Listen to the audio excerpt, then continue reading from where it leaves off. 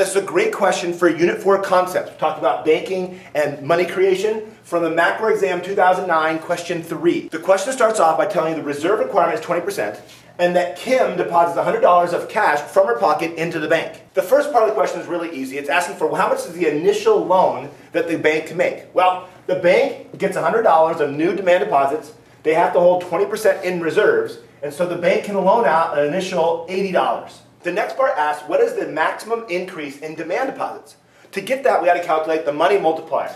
The money multiplier is 1 over the reserve requirement, which is, in this case, 1 over 0.2, 1 over 1/5, so the multiplier is 5. So any initial increase or decrease in the money supply will get multiplied times 5. When Kim deposits the initial $100 in the bank, that's going to get multiplied when banks loan out that money and then ends up in another bank and they loan out that money. And the total increase in demand deposits is going to be $500.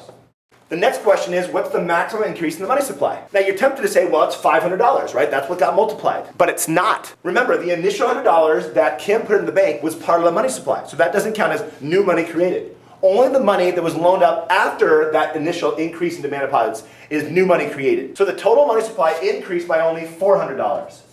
In part B, it tells you that the Fed buys $5 million worth of bonds. In that scenario, what is the maximum increase in the money supply? When the Fed buys bonds, it's taking money that's in the treasury, that's not part of the money supply, and it's putting out into the money supply and taking out those bonds. That means all this $5 million is all new money supply. That $5 million gets multiplied times a multiplier of 5, and the new increase in the money supply is $25 million. So maybe now it's a little easy to understand that first part.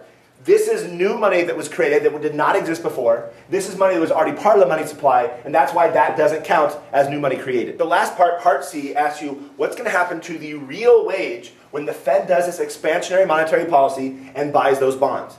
Well, the answer is it's going to decrease. This is an explain question, so make sure you explain why. I wrote because expansionary monetary policy will increase aggregate demand and increase price level and increase inflation. So higher inflation means lower real wages. This last one was worth 2 points. You had to say that it fell and the reason why.